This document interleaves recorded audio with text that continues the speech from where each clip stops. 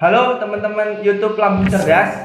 Kembali lagi di YouTube Lambung Cerdas. Kali ini kita pengen ngobrol. Jadi kita hari ini tiba-tiba kedatangan tamu nih, yang dimana kakak ini juga merupakan salah satu orang yang banyak terlibat aktif di Lambung Cerdas.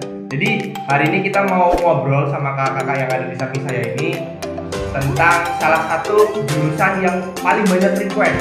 Nah, jadi saya cerita dulu nih kak. Jadi kita kan ada akun YouTube, jadi bisa tuh di subscribe YouTube-nya Lambung Cerdas namanya. Nah, di beberapa kali kita upload video tentang kita review beberapa jurusan, nah ada salah satu jurusan yang paling banyak request, yaitu jurusan manajemen.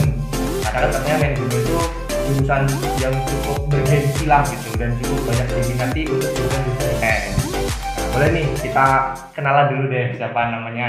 Oke, perkenalkan nama saya Muhammad Rian Sauki, biasa dipanggil Rian. Oke, Kak Rian dari jurusan Manajemen Universitas Lampung. Wah, mantep nih ya jurusan manajemen Universitas Lampung. Nah, boleh cerita dulu nih Kak. Dulu waktu SMA ya?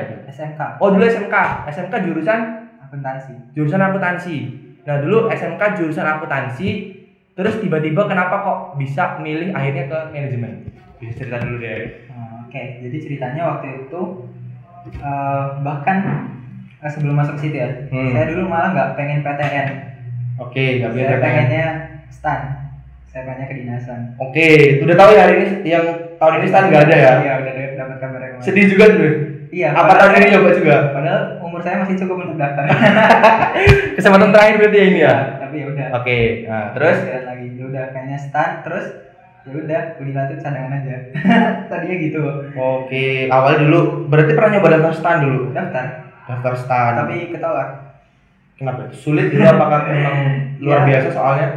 Iya, persaingannya ketat lah, banyak banget kan, sampai 100 berapa ya tahunku itu 140 ribuan kalau nggak salah yang daftar. Yang terima? 7.300. Wow. Itu STAN. Makanya nyiapin cadangan kan, alhamdulillah. Akhirnya daftar SBMPTN. Pas milih jurusan, Oh, SNMPTN nggak daftar dulu? iya kebetulan nggak daftar. Oke. Kenapa dulu ya, lupa pokoknya nggak daftar. Oke, SNMPTN nggak daftar ya dulu ya. Terus SBMPTN. Iya, SBMPTN. SBMPTN dulu pilihan pertamanya di Yang pertama langsung manajemen. Unila. Iya. Oke, berarti keterima di pilihan pertama ya dulu Iya. manajemennya. Nggak mau nyoba akuntansi dulu? Nah, waktu itu sebenarnya 3 tahun di SMK akuntansi ya nyaman aja, cocok, terus ya lancar lah, nilai bagus. Terus pas searching tentang jurusan, ngelihat manajemen kayaknya lebih luas gitu. Oke. Karena aku insya Allah ya cita-citanya pengen jadi pengusaha gitu. Oke. Tapi agak nyerempet gak sih antara yang dipelajari di Pasti akuntansi? dong, karena satu fakultas juga kan FEB, Fakultas Ekonomi dan Bisnis. Dan di manajemen juga kita belajar akuntansi juga. Oh, belajar akuntansi Ada juga? matkul akuntansi semester 1 2 masih dapat. Oke. Yang ngebedainnya antara manajemen sama akuntansinya? Menurutku kalau manajemen kita belajar semua fungsi yang ada di dalam perusahaan ataupun organisasi, dari fungsi pemasaran, fungsi keuangan, fungsi operasional, fungsi apalagi SDM, semua kita pelajarin. Kalau akuntansi itu spesifik di akuntansi atau di dalam keuangannya gitu. Oke. Walaupun di dalamnya memang luas gitu. Cuma aku pengen manajemen karena lebih general gitu. Jadi dulu SNMPTN nggak daftar, terus SBMPTN di pilihan pertama manajemen. Berarti bisa dikatakan kayak lempeng aja berarti perjuangannya ya. Nggak ada sesuatu yang berat gitu. Apa emang dulu waktu SMK dulu pinter kak? Iya enggak juga. Tapi kan persiapannya ya waktu itu lumayan matang sih menurutku. Kayak Hamin 2 bulan tuh udah getol lah belajar terus. Oke, dari Hamin 2 bulan udah banyak belajar berarti ya? Iya, beli buku waktu itu. Beli buku, kira-kira habis berapa buku dulu itu? Cuma beli 2 buku sih, buku STAN sama buku SBM. Ya, memang Ya, tapi ya. ini ya pasti apa namanya tingkat kesulitan soal antara STAN sama SBMPTN beda ya? Bahkan kalau menurutku lebih susah SBM loh waktu itu. Ih, serius nih? Karena kalau aku lancar di TPA-nya. Nah, Oke. kalau STAN kan dulu ada TPA-nya. Ah. Jadi TPA STAN sama TPA SBM ya lancar-lancar aja. Nah, tapi kalau di sosumnya SBM-nya aku tuh agak kesulitan sih. Kalau STAN kan nggak ada sosumnya. TPA aja ya? Sama TBI. Kalau untuk tahun ini kan SBMPTN itu TPS aja nih kak, Iya. nggak ada TPA-nya. Kira-kira tuh justru lebih sulit atau gimana kalau pendapat kakak sendiri? Ya bagi diri sendiri harusnya lebih mudah. Cuma di samping itu kita lihat ya teman-teman yang lain juga bakal lebih mudah juga. Jadi sama aja kayaknya. Oke. Kita yang lebih mudah tapi teman-temannya lebih mudah juga. Nah, jadi gini sih, saya dulu juga ngerasain waktu SMA dulu. Zaman saya itu di IPS itu jurusan manajemen tuh jadi salah satu jurusan yang favorit. Karena ada yang bilang mungkin ketika jurusan kuliah di manajemen, pertama lebih mudah cari pekerjaan. Ketika bekerja dapat pekerjaan yang jabatannya mungkin baik atau bagus. Nah, itu kalau menurut kakak sendiri nih, kira-kira emang bener gak sih kalau emang jurusan manajemen itu jadi salah satu yang paling favorit lah?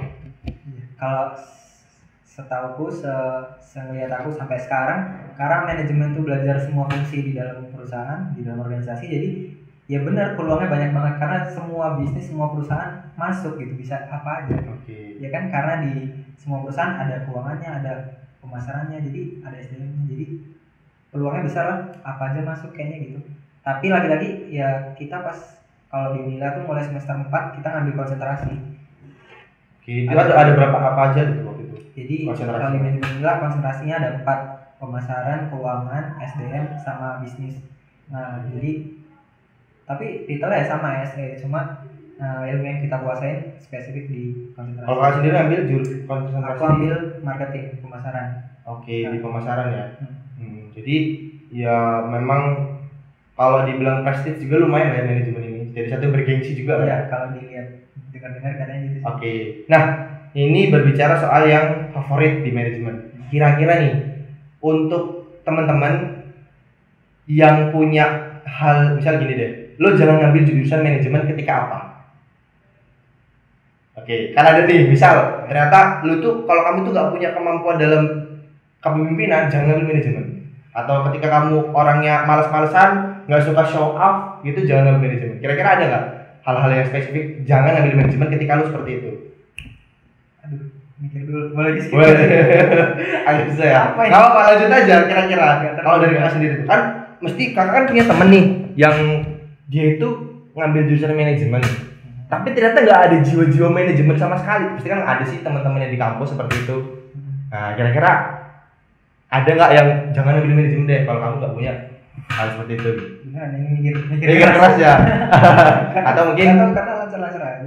Lancar-lancar aja. Kalau misal nih ternyata kamu nggak punya, penting nggak sih untuk ngambil manajemen itu ketika harus punya kepemimpinan, leadership? Ya pasti dong, pasti penting. Pasti penting. Terus untuk punya komunikasi penting juga ya. Jadi kalau untuk orang-orang introvert bisa juga karena nggak semua konsentrasi harus show up gitu. Kalau keuangan kayaknya lebih banyak analisis kayak gitu, jadi kayaknya nggak perlu show up gitu. Nah jadi semua orang punya kesempatan untuk mengambil jurusan manajemen, bisa ya. Terutama kalau yang dari IPA boleh juga ya. Kan ini banyak banget nih. Ya, kadang saya juga heran sih ya. Kenapa anak-anak Saintek, anak-anak IPA akhirnya mereka ke soshum, ke manajemen. Mana itu kan justru memotong kesempatan untuk anak-anak soshum yang mereka ngambil ke manajemen. Kira-kira gimana tuh? Apa sah-sah aja? Ya kayaknya sah-sah aja sih, karena kadang kita SMA gitu 3 tahun. Dulu tuh pas masuk SMA mau milih IPA atau IPS tuh masih belum tahu kan. Pas masuk 3 tahun ternyata nggak cocok, ya udah mending pindah aja. Kalau saya sih mikirnya gitu. Mending pindah aja ya? Iya, karena nggak cocok kan 3 tahun di IPA misalkan, ya sah-sah aja gitu. Cuma ya bener sih persaingannya makin ketat. Tapi kalau dipikir-pikir juga, kalau anak IPA pindah ke soshum tuh kayaknya lebih mudah nggak sih daripada anak IPS terus lari ke IPA, lari ke Saintek. Kayaknya kedengarannya lebih susah nih, nggak belajar IPA. Apalagi kalau SMK akuntansi saya dulu 3 tahun tuh saya nggak ada pelajaran IPA sama sekali. Jadi kalau dikasih soal IPA dasar aja mungkin udah nggak tahu nih.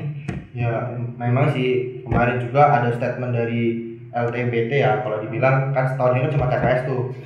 Yang dibilang kalau anak IPA ngambil IPS itu boleh, bisa, kesempatannya besar. Tapi kalau IPS ngambil IPA, tingkat kesempatannya justru malah kegagalannya tinggi. Iya. Sebagai anak-anak IPS, gue dulu IPS ya. Kira-kira harus setuju dengan hal seperti itu? Setuju sih.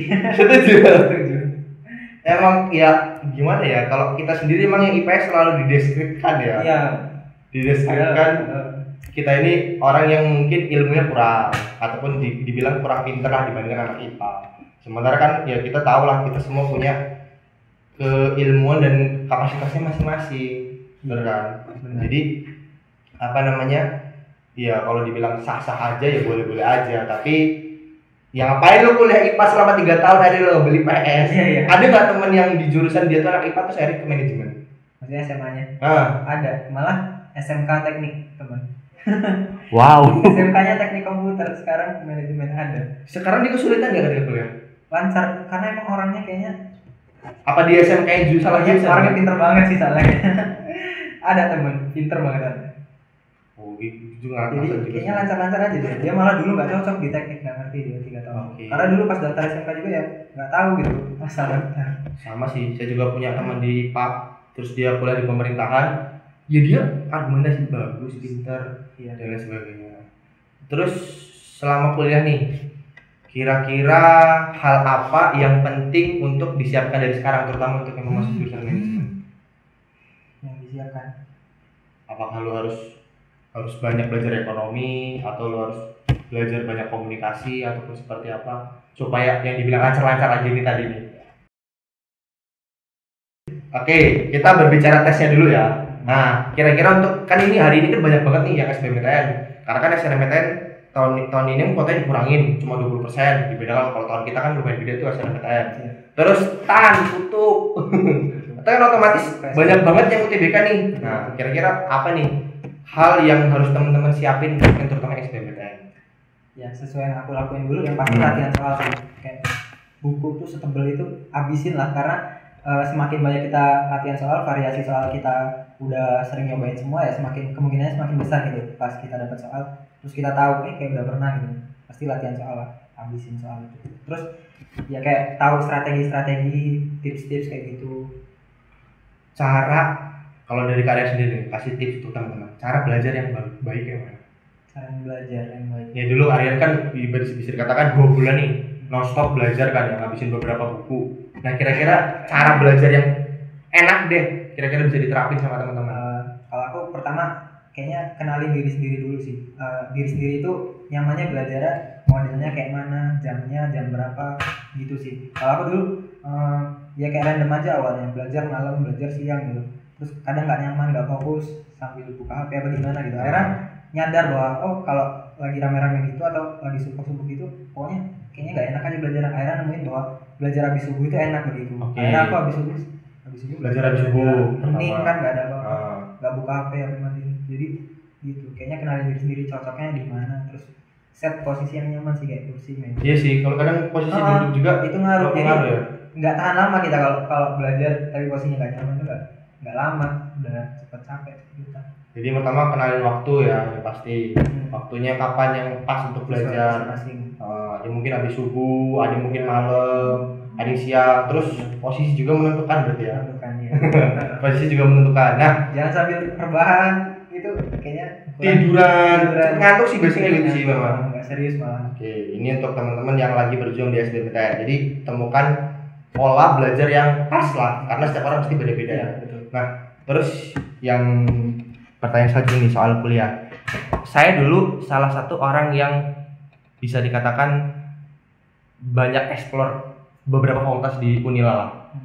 Fakultas Ekonomi dan Bisnis dulu itu capnya adalah, deskripsinya adalah mereka adalah anak-anak orang kaya dan yang gaya. Kira-kira gimana?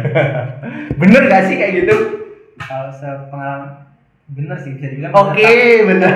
Tapi ya ternyata semakin kesini ya ternyata nggak FEB doang loh, yang lain juga sama aja kok. Oke. Kayak fisik, hukum ternyata ya sama aja. Karena kalau dari saya lihat ya, gaya pertama dari gaya ya, style lah. Mungkin anak FEB itu berbeda. Mereka dari ospek pertama mereka nggak dibotakin. Iya, betul. Mereka style sendiri, mereka bebas ya. Iya. Dan gue sih setuju hal seperti itu. Jadi nggak ada perpeloncoan ataupun lo bebas gitu. Kalau FEB anti banget sih. Kayaknya sih FEB itu maju lah ya dibandingkan fakultas yang lain, memang paling maju. Iya, bisa jadi. Kalau dari kultur di mahasiswa itu seperti apa? Apa memang apa yang kira-kira itu bisa dikatakan bagus lah? Karena ada kayak saya mampir di FEB ya, ada dia tuh yang English corner itu. Iya, ada English corner di FEB. Jadi kayak ada kayak taman gitu. Itu didesain untuk apa ya? Kita belajar bahasa Inggris gitulah. Karena ada UKM fakultas namanya EEC, Economic English Club. Itu sering latihan bahasa Inggris kan? Sering latihan English gitu, entah speaking, debate gitu-gitu. Itu mereka pakai tempat itu. Jadi kayak orang-orang lewat melihat ya udah biasa gitu, terbiasa sama orang yang ngomong Inggris itu udah biasa gitu. Okay. Apalagi waktu aku masuk tuh dekannya sekarang udah ganti ya. Dekannya support banget bahasa Inggris. Bahkan dia ketemu mahasiswanya di jalan gitu, nggak tahu ya, nggak ngajar gitu, itu diajak ngomong bahasa Inggris, hey how are you, tahu gitu, kita kaget kan. Oke. Tapi itu bentuk ngebiasain gitu sih. Jadi Inggris itu udah yang mau masuk ekonomi perhatikan bahasa Inggrisnya juga. Karena saya di FISIP ya, FISIP itu belakangnya FEB. Jadi FISIP itu gedungnya belakang FEB, cuma kita masjidnya barengan. Jadi pertama English cornernya memang bagus sih, ada English untuk corner. Terus student cornernya juga bagus. Beda kalau tempat kita kayak terminal gitu. Nah, terus ya balik lagi nih yang kalau dulu dicap katanya untuk anak-anak FEB itu gaya dan orang-orang kaya. Kira-kira nih dari kalian sendiri gimana cara menyesuaikan pergaulan terutama di FEB? Apakah kita harus pilih-pilih teman? Kalau di dunia kuliah kayaknya nggak FEB doang ya. Ngebentuk circle-circle itu kayaknya yang wajar gitu. Cuma tipsnya kalau aku sih jangan maksa sih orangnya, sesuai kita aja. Karena ya oke, di FEB banyak kayak orang yang modis-modis gitu, yang kayak gitu. Ya kita kayak let it flow aja, bergaul. Ketika nggak nyaman gitu nggak usah maksa gitu, nggak usah maksa. Harus sama mereka gitu. Enggak, nanti ketemu sendiri pas circle-nya. Karena yang enggak semua anak FEB kayak gitu. Banyak juga kok anak biasa. Let it flow aja ya. Iya. Jadi ketika nggak nyaman ya udah nggak usah dipaksa. Jangan maksa juga ya. Jadi ya berteman dengan sesuai dengan ini aja. Ntar kan diri itu nyeleksi sendiri loh, teman-teman yang cocok tuh kayak mana gitu. Kalau untuk organisasi nih, nah gimana cara kita kalau di FEB itu padat nggak sih waktu kuliahnya? Kayaknya biasa aja. Biasa aja ya. Banyak waktu kosong juga ya. Ya kalau SKS ya sama aja kayak fakultas lain ya. Terus kita nggak ada praktikum kayak anak-anak saintek, jadi ya itu kayaknya jadi lebih santainya itu. Jadi untuk organisasi nih, kira-kira penting nggak sih untuk kita pilih-pilih? Apa harus kita ikut yang hit saja? Penting dong pilih-pilih. Jadi ya sesuai sama apa yang mau kita dapetin sih. Tapi pas semester 1 kayaknya masih bingung-bingungnya ya, belum tahu kita ini mau ngapain gitu. Itu kayaknya banyak loh orang yang ikut semua daftar. Lu ada berapa ikut organisasi semester 1? Berapa ya? Nggak banyak sih, 3 paling. Sekarang fokus 1 doang sekarang. Fokus 1 doang ya. Itu memang menunjang kuliah ya? Menunjang kuliah. Memang penting nggak sih untuk ikut organisasi itu? Dan kenapa dibilang penting ataupun tidak penting? Yang pasti kalau bagi aku, karena aku anak organisasi, penting sih. Karena ya kayak orang-orang bilang lah, pengalaman, skill, relasi dan lain-lain itu kita dapetin. Selain itu satu yang aku pikirin, motivasi eksternal atau organisasi itu. Jadi oke lah, semua orang pengen jadi sukses, pengen jadi hebat gitu. Tapi kan motivasi itu ada 2, internal sama eksternal. Nah kalau nggak ikut organisasi, aku bayangin ya, kalau aku struggle sendiri gitu, belajar sendiri, improve skill sendiri, itu kayaknya ntar gampang bosan gitu, karena aku orang gitu loh. Jadi tapi kalau ikut organisasi, banyak teman-teman yang sejalan, sekegiatan, jadi walaupun capek gitu, nggak bosannya itu ke-charge lagi loh. Karena punya teman-teman yang sejalan ya. Akhirnya semangat aja sampai sekarang. Memang penting lah ya ikut organisasi itu ya. Penting juga punya teman yang banyak dan yang sejalan juga. Memang ya pasti ada yang sejalan juga sih. Ada yang kuliah itu cuma ya udahlah gitu aja. Iya. Lewat-lewat aja gitu. Nah, ya itu sih kalau kita berbicara soal dunia kuliah, memang itu kita harus set dari awal ya.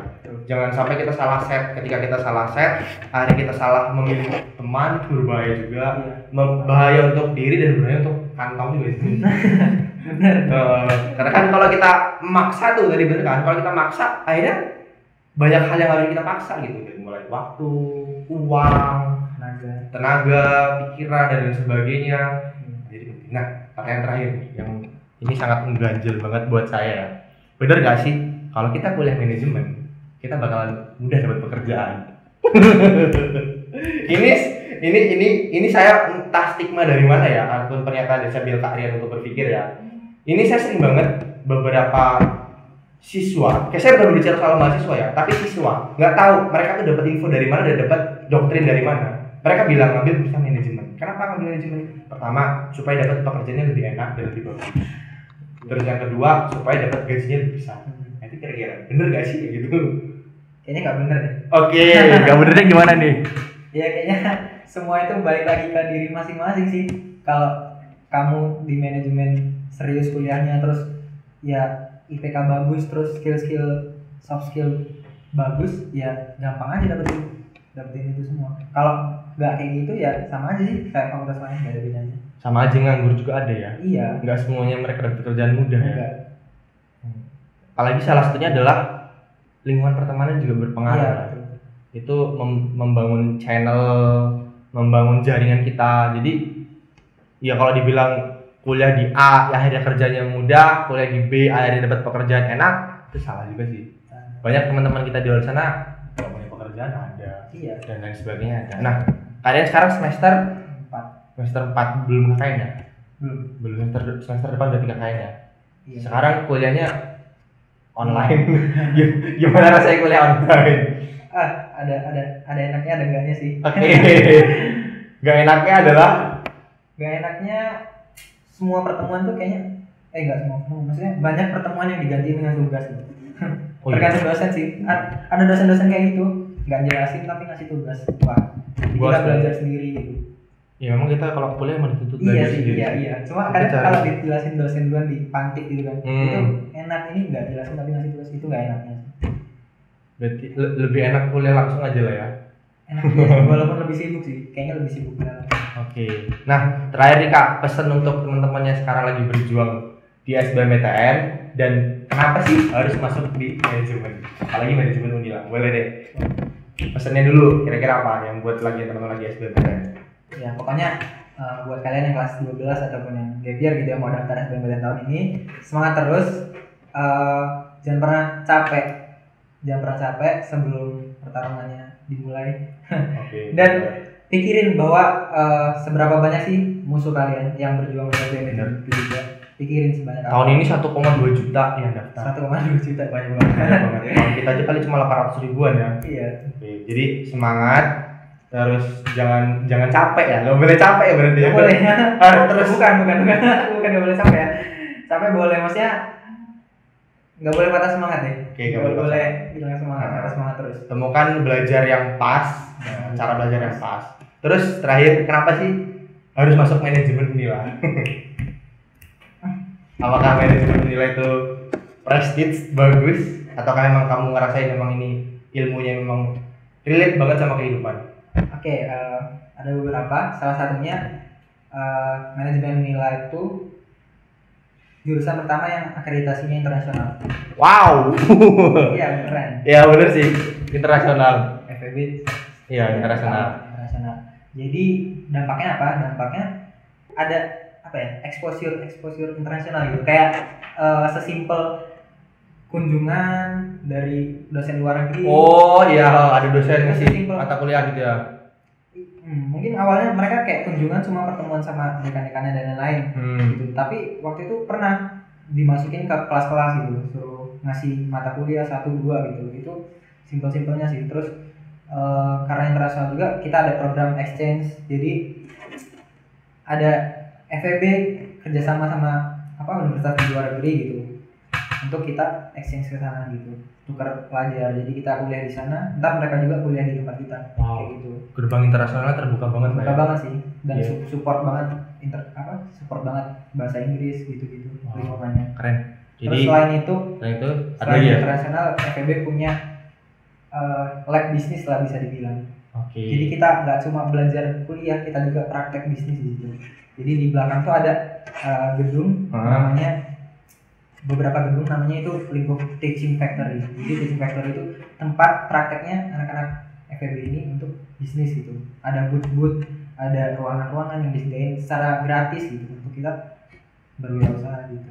Wow, keren sih. Bukan keren sih, keren banget karena saya baru tahu juga ini.